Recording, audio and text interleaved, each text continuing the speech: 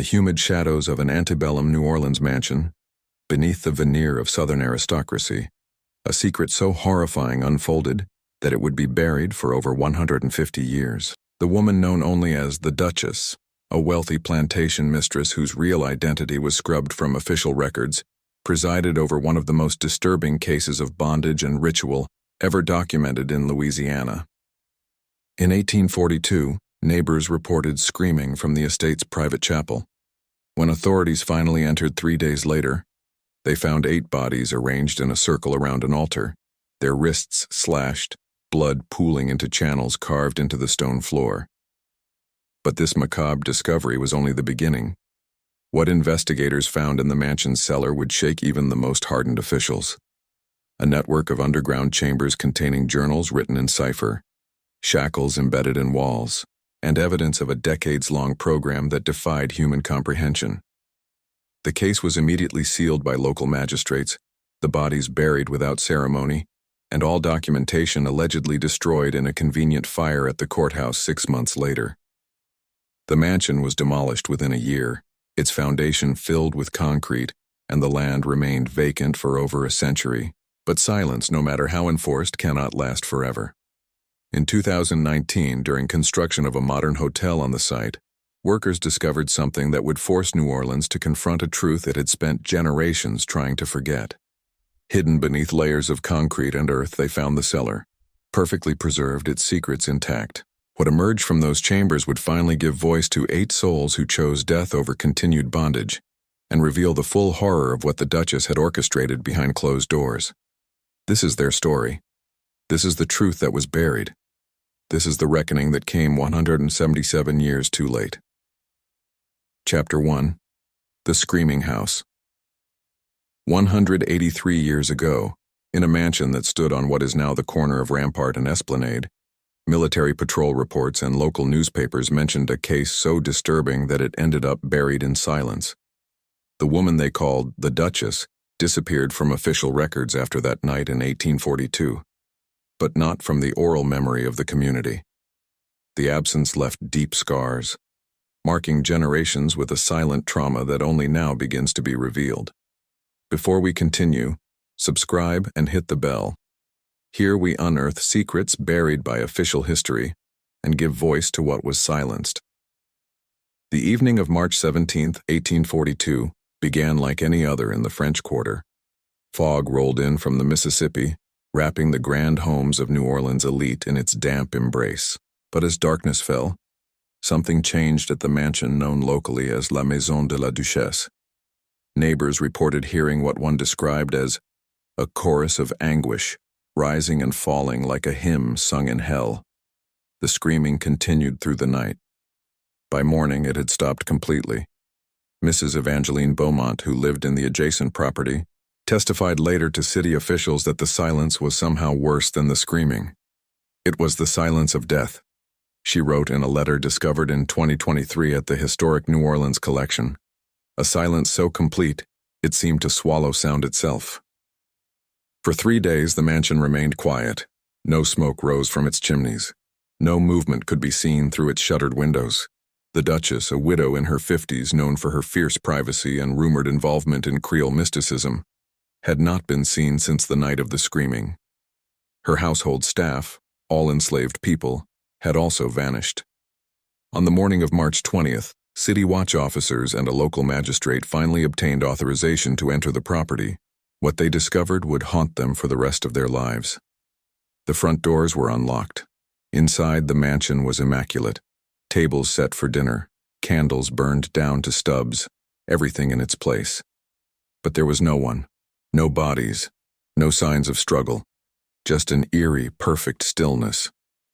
Then they found the chapel. Built into the mansion's east wing, the private chapel was a space the Duchess had commissioned years earlier, ostensibly for prayer. Its doors were heavy oak, bound with iron.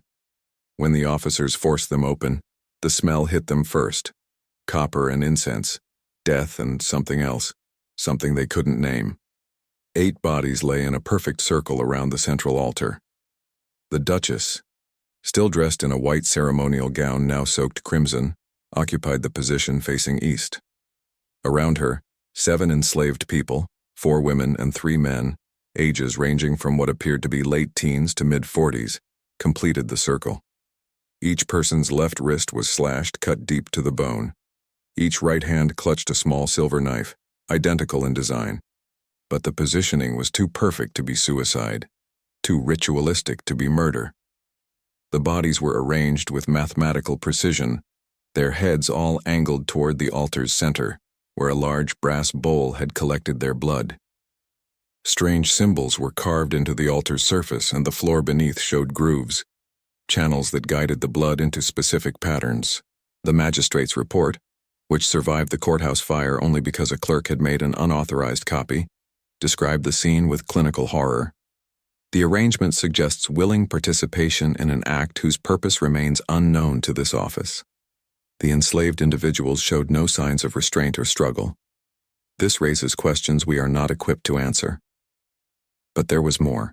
On the altar, pinned beneath the brass bowl, lay a handwritten note in the Duchess's distinctive script. Only 3 words, written in French. Pour les protéger. To protect them.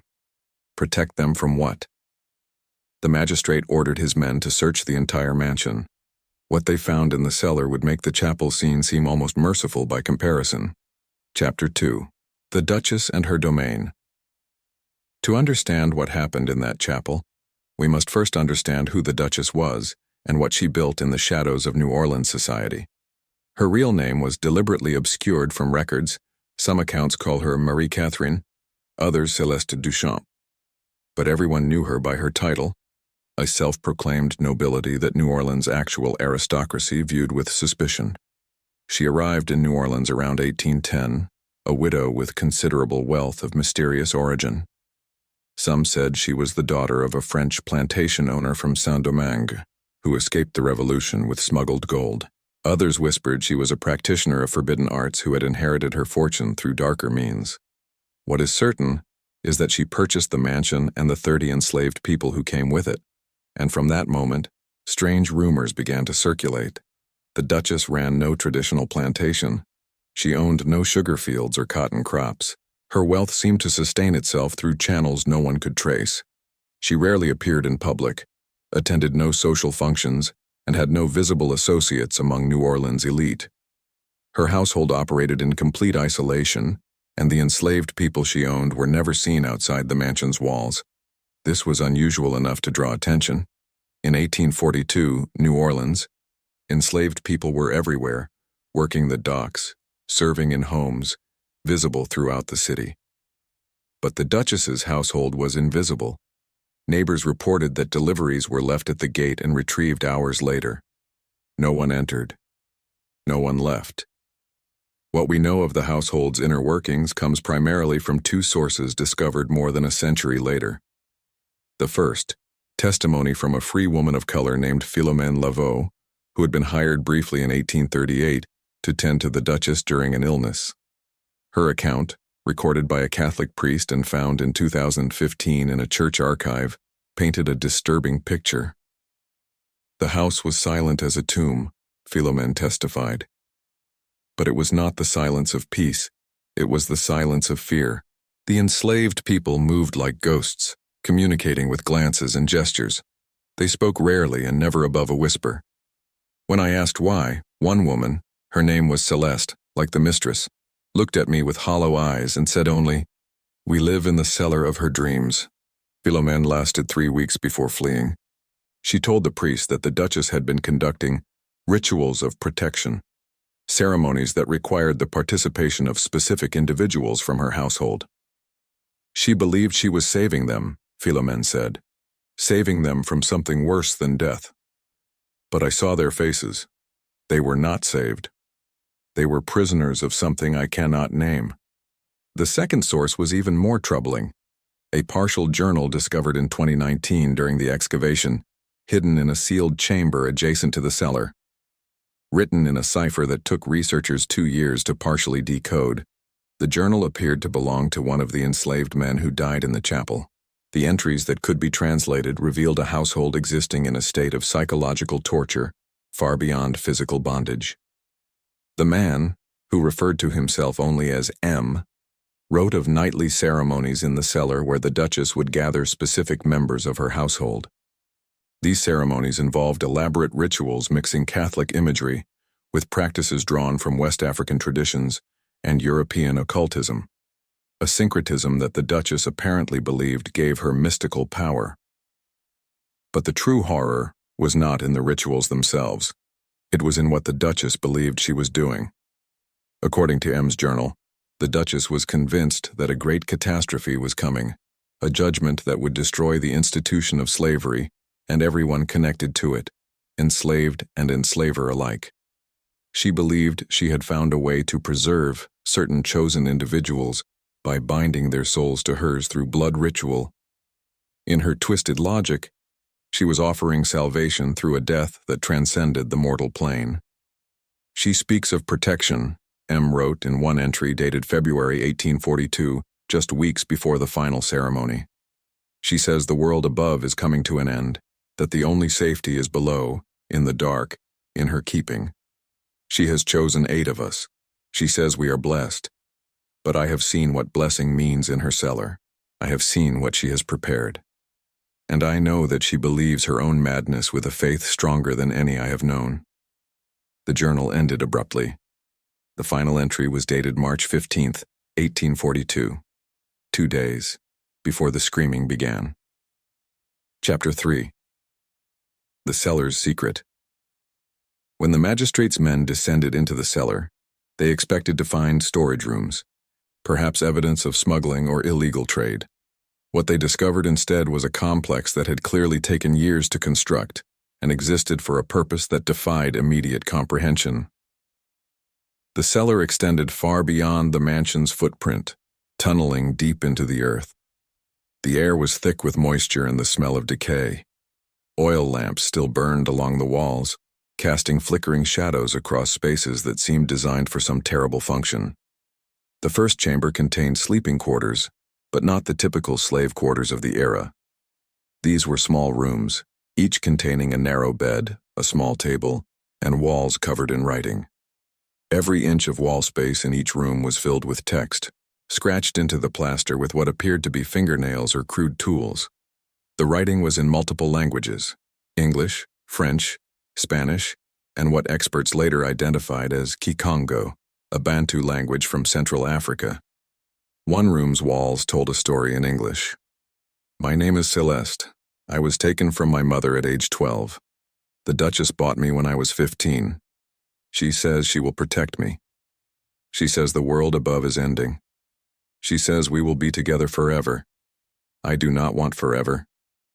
I want tomorrow. I want the sun. I want to die as myself, not as hers. Now, I invite you to leave in the comments where you're watching from and the exact time you're listening to this story. I want to know how far these silenced accounts reach. The second chamber was what investigators initially called the library. Shelves lined every wall, filled with journals, ledgers, and books on subjects ranging from religious mysticism to human anatomy. The journals were the Duchess's own writings, spanning decades. Page after page revealed a mind gradually descending into a belief system that merged religious fervor with a pathological need for control. In entries from the 1820s, the Duchess wrote of her duty to preserve. She believed that slavery was a sin so profound that divine retribution was inevitable. But rather than freeing her enslaved people, she had convinced herself that she could save them through a ritual death and spiritual binding. They will be mine in eternity, she wrote, where no master can reach them, where no cruelty can touch them. I will be their eternal guardian. By the 1830s, her writings showed increasing detachment from reality. She began referring to her household as my eternal children, and spoke of preparing them for the crossing. She documented selecting 8 individuals for what she called the final protection, choosing them based on criteria that mixed religious devotion with arbitrary personal preference. But the third chamber was where theory became horrifying practice. This room contained what could only be described as a ritual space. The walls were painted with symbols drawn from multiple spiritual traditions. At the center stood a replica of the altar from the chapel above, complete with grooves for channeling blood. Around it were shackles embedded in the floor, 8 sets, positioned in the same circular pattern found in the chapel. Evidence suggested this chamber had been used for practice rituals. Stains on the floor, analyzed later, showed traces of blood, but not enough to indicate death. The Duchess had apparently been conducting ceremonial rehearsals, preparing her chosen 8 for the final act. She had been training them to participate in their own ritual deaths. Most chilling was a ledger found on a small desk in the corner. In it, the Duchess had recorded each practice session in meticulous detail: dates, participants, compliance levels, and notes on spiritual readiness. The entries showed a progression over months, perhaps years, as she gradually conditioned 8 terrified people to accept their fate. The final entry, dated March 16, 1842, read, "They are ready. Tomorrow we cross together. I will lead them from this world of suffering into my eternal protection. They trust me now. They understand. We will be together forever, where no law can separate us, where no judgment can reach us. I am their salvation." But there was something else in the cellar, something the magistrate's report mentioned only obliquely, something that would remain hidden until 2019, a sealed chamber behind a false wall. The investigators in 1842 either didn't find it or chose not to record what they found. Only when modern excavation equipment revealed the full extent of the cellar did this final secret emerge. Behind that wall lay evidence of something even more disturbing than the ritual deaths, evidence that the Duchess's protection had not begun with that night in the chapel. Evidence that 8 people chose death at an altar, not as the beginning of their suffering, but as the only escape from something far worse. Chapter 4. Voices from the Dark. The sealed chamber, discovered in 2019 when ground-penetrating radar revealed its existence, contained artifacts that finally allowed historians to piece together the full story of what happened in La Maison de la Duchesse. Among the findings were more journals, not the Duchess's, but those belonging to some of the enslaved people forced to live under her protection. These journals had been hidden deliberately, secreted away in a cavity behind loose stones, preserved by the chamber's dry air and sealed environment. Written in a mix of languages and codes, they represented something rare and precious, direct testimony from people whose voices history typically silenced. The process of translating and analyzing these journals took years, but what emerged was a portrait of systematic psychological torture, dressed in the language of salvation. A woman who identified herself as Celeste, the same Celeste whose writing covered the walls of one sleeping room, kept the most extensive journal. Her entries spanned from 1835 to early March 1842, providing a 7-year window into life under the Duchess's dominion. The early entries showed a young woman trying to maintain hope despite her circumstances. She wrote of missing her mother, of memories from before her enslavement, of small acts of resistance and moments of connection with others in the household. But as years passed, the tone shifted. The Duchess began what Celeste called the lessons, sessions in the cellar where she would gather her household and speak for hours about sin, redemption, and the coming judgment. She claimed to have visions showing her the destruction of the slave-owning South, a divine punishment that would consume enslaved and enslaver alike unless they accepted her protection.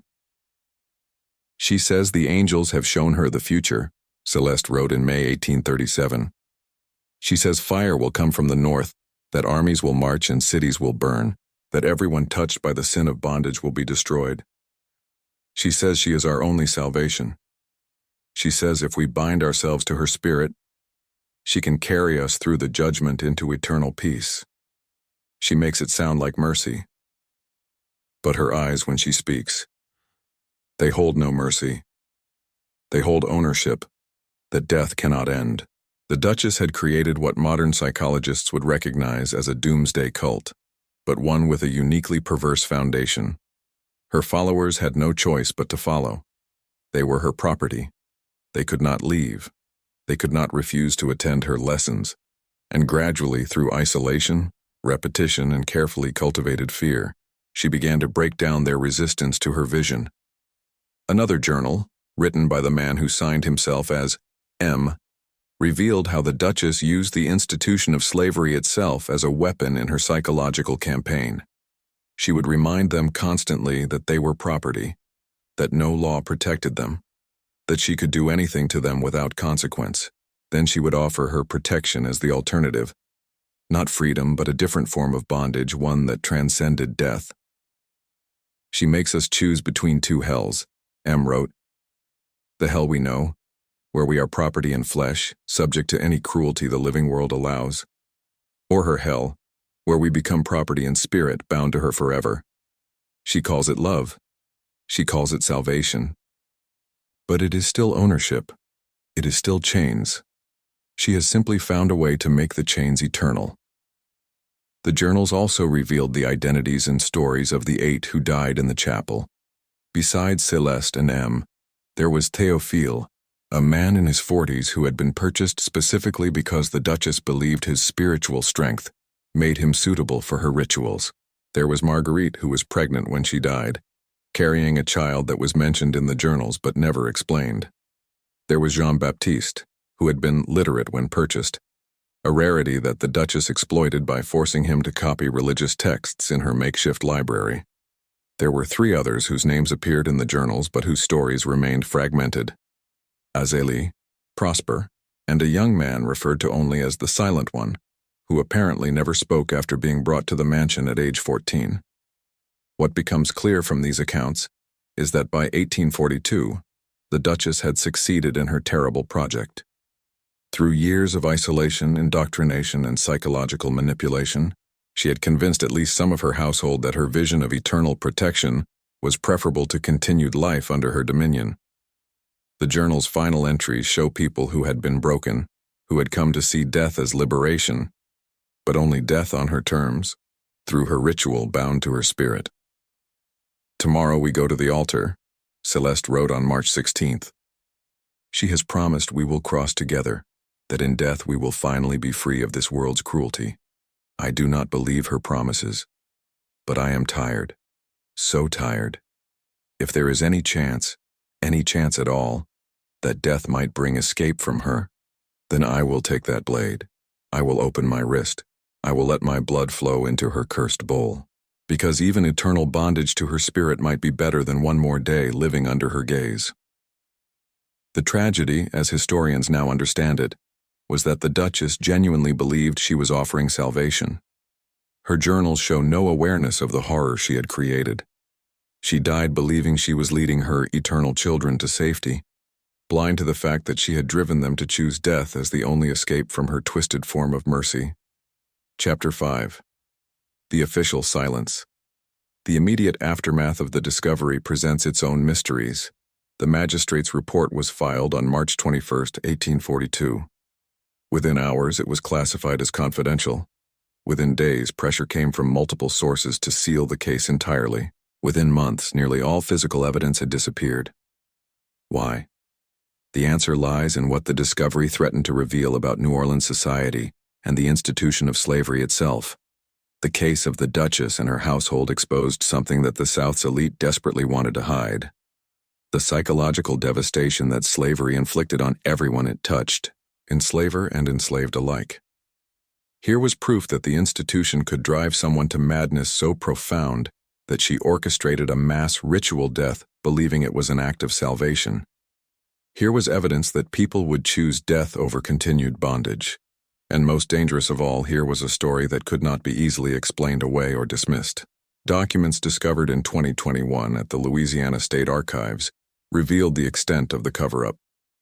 Letters between the magistrate, city officials, and prominent New Orleans families show a coordinated effort to erase the case from public record.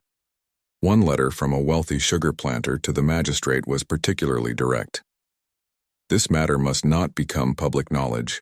It will inflame abolitionists and disturb our social order. The bodies must be disposed of without ceremony, the house demolished, and all records destroyed. I trust you understand the necessity.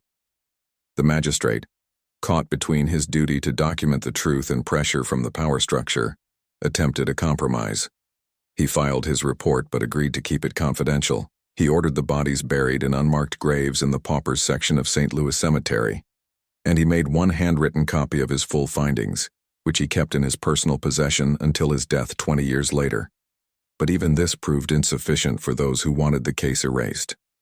On September 3, 1842, a fire broke out in the courthouse where the original report was stored. The fire was suspiciously contained to the records room, destroying files related to multiple sensitive cases, including the Duchess. Investigators at the time noted the fire's convenient timing, but made no arrests. The mansion itself was demolished in early 1843. Workers hired for the job later reported strange occurrences: tools going missing, unexplained sounds from the cellar, one man claiming to have seen figures in white moving through the empty rooms. Whether these were genuinely supernatural events or psychological responses to working at a site of such tragedy remains unknown. What is certain is that the demolition was rushed and the foundation was filled with concrete. Unusual for the era and enormously expensive. Someone wanted to ensure nothing would be found. The land remained vacant for decades. Multiple attempts to build on the site failed, some due to financial troubles of the developers, others because workers refused to continue after what they described as disturbing experiences. By the late 1800s, local folklore had transformed the site into a haunted location.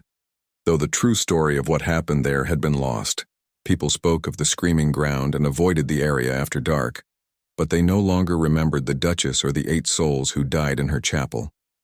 The one person who tried to preserve the truth was the magistrate's daughter, who inherited his personal copy of the report after his death in 1862.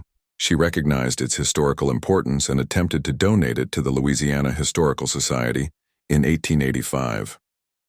Her letter to the society explained, "My father believed this document should be preserved, though he understood why it could not be made public in his lifetime. Perhaps sufficient time has passed that we can bear to remember." The society's response was polite but firm. They had no interest in acquiring the document.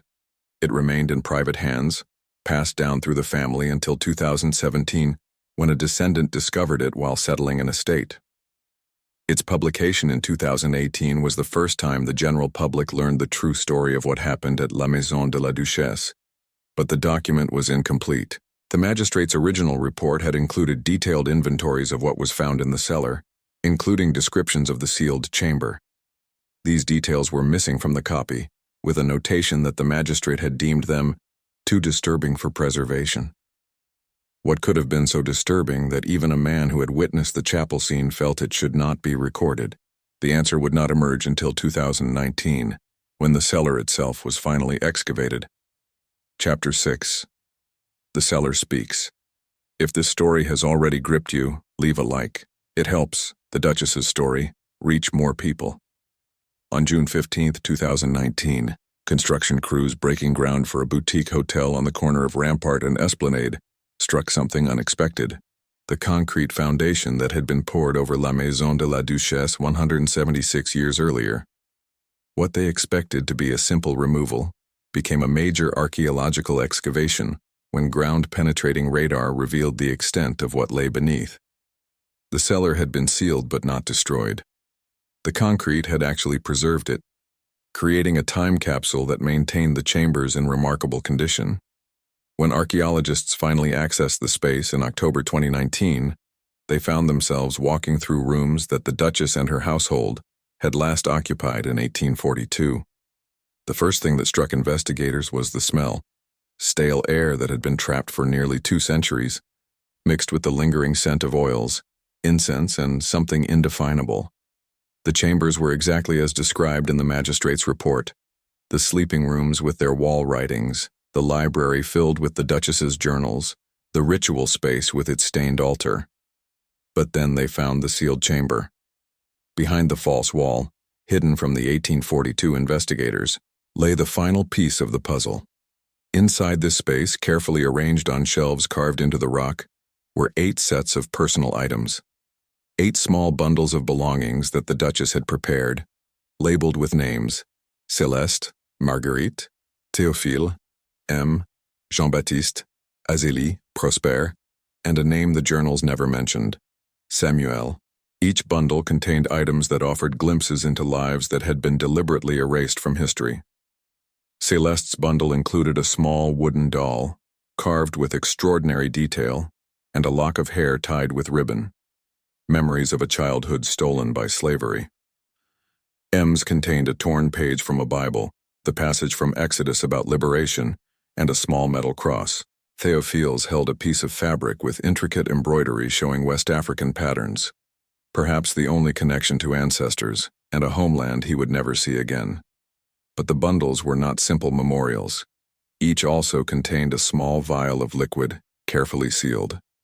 Analysis revealed the liquid was a mixture of oils, herbs, and what appeared to be blood. Attached to each vial was a note in the Duchess's handwriting, explaining that these were essences she had collected from each person during the practice rituals, physical anchors for the spiritual binding she believed she was creating. The discovery confirmed what the journals suggested. The Duchess had been planning the ritual death for years. She had been preparing not just psychologically but physically, collecting items and essences she believed would facilitate the eternal binding of these 8 souls to hers.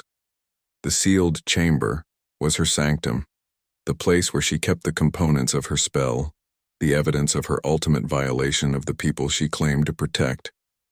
But there was one more discovery, one that shook the excavation team and finally revealed the full horror of what happened in that cellar. Behind the shelves with the bundles, carved into the rock wall itself, was a message, not in the Duchess's hand, but scratched deeply into the stone, written in the same desperate way the sleeping room walls had been marked. The message was in English, though the grammar suggested it had been written by someone for whom English was not a first language. She says we cross to freedom, but she lies. She has made us practice death so many times we no longer fear it. We go to altar, not because we believe, but because we are broken. Let this remain. Let someone know. We did not choose her salvation. We chose escape from her. If there is justice in any world, living or dead, it is this. We go where she cannot follow. In death as in life she owns our bodies, but in the void beyond we pray our souls are finally free of her. Do not pity us. Pity her. She will wake alone in her eternity while we dissolve into nothing. That is our victory. That is our freedom. The only freedom her protection cannot touch. The message was unsigned and undated, but analysis of the scratching method and depth suggested it had been made shortly before the final ritual. Someone among the 8 had managed to enter the sealed chamber, perhaps during one of the practice sessions, and leave this final testimony. Someone wanted the truth preserved, that the people who died in that chapel were not willing participants in the Duchess's salvation fantasy. They were prisoners who saw death as the only door she could not lock. The excavation of La Maison de la Duchesse concluded in December 2019. The artifacts, journals, and human remains discovered in the cellar are now housed at the New Orleans African American Museum, where they serve as testimony to both the psychological devastation of slavery and the desperate courage of those who resisted it, even unto death. In 2023, the 8 individuals who died in the chapel were finally given proper burial in a ceremony attended by hundreds, including descendants of families whose ancestors had been enslaved in New Orleans. The cemetery where the Duchess had been buried refused requests from relatives to relocate her remains to the same site. She remains where she was laid in 1842, alone, separated from the people she claimed to protect, exactly as the message carved in stone promised she would be. The boutique hotel was never built. The site has been converted into a memorial garden, maintained by the city. At its center stands a monument with 8 names carved in stone, and beneath them words adapted from that final message. In death as in life, they resisted. In the void beyond, they found the freedom no earthly power could touch. Subscribe to the channel to discover more forbidden and forgotten stories. Thank you for following the case of the Duchess and the 8 souls who chose death as their final act of resistance. We'll see you in the next video.